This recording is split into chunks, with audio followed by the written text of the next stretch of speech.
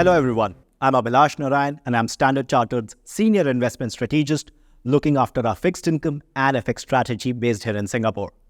Now, over the next few minutes, I'm going to be sharing our key currency views with you.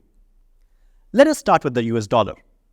Now, we expect the dollar to be largely range-bound in the next 3 months due to 3 key factors.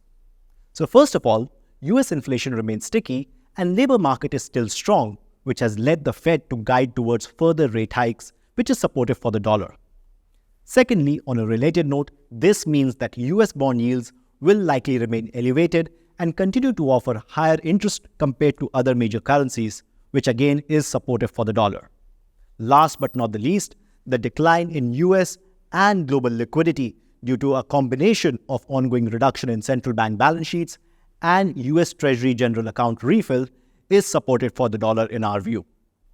However, we still see a high likelihood of US recession over the next 12 months, and hence we expect the Fed to start cutting interest rates sooner than its current guidance. This, of course, should lead to US government bond yields declining substantially over the next 12 months, which should result in narrower interest rate differentials and push the US dollar lower. Let's shift our attention to other currencies, starting with the euro. So we expect euro dollar to appreciate modestly towards 110 to 112 over the next 3 months before settling into a range-bound trading for the rest of the year.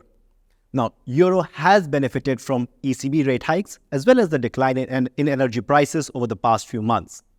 However, those impulses are fading and we expect the ECB to hike rates by only 25 basis points more, which could cap the potential upside for the currency, unless, of course, we see an upside surprise in the region's economic growth.